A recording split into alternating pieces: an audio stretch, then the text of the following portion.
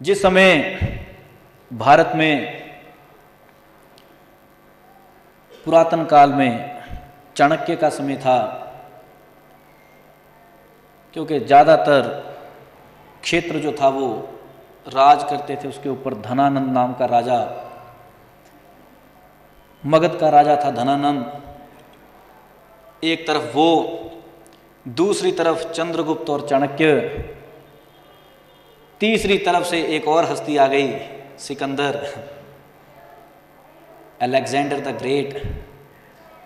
जब उसने भारत में कदम रखा, बड़ी समस्या हो गई, क्योंकि चाणक्य इस सोच में थे कि चंद्रगुप्त को राजा बनाया जाए। पर अब करें क्या? पहले धनानंद से लड़ना था, अब एक और आ गया। तो चाणक्य ने एक तरीका अपनाया। तरीका कौन सा? जो तुम्हारे गुरु तुम्हारे ऊपर अपनाते हैं, अंधविश्वासी बनाओ। हे प्रेमी, वो तरीका बड़े प्यारे ढंग से अपनाया गया। जो सिकंदर का सबसे नज़दीकी एक सलाहकार था, मंत्री था, उसे बुलाया। बुलाकर 2-3 दृष्टांत उसके इर्द गिर्द ऐसे प्रस्तुत किए, कहीं मांस काटकर गिरा दिया, उसको पहले बोल दिया, कहते आज से 3 दिन बाद इस जगह के ऊपर तुम्हें चील और बाज घूमते नजर आएंगे। कहता ये कैसे? कहते देख लेना।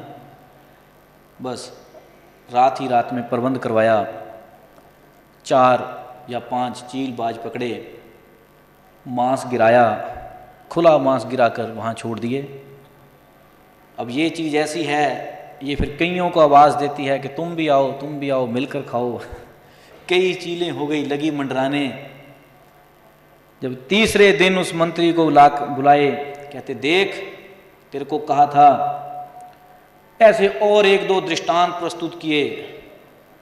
अब वो कहता जी क्या आप पहले से जानते हैं क्या होगा? कहते बिल्कुल। कहता कैसे? कहते इसी चीज़ के लिए हमारा भारत मशहूर है, जहाँ सब कुछ पहले पता लग जाता।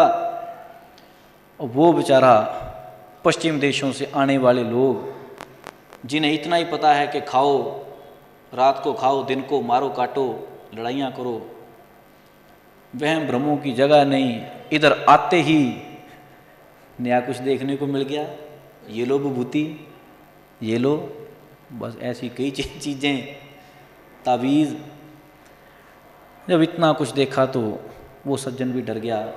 उसने फिर जाकर सिकंदर को समझाया। कहता कि सम्राट, ये हिंदुस्तान है, यहाँ तुम्हारी नहीं चलेगी।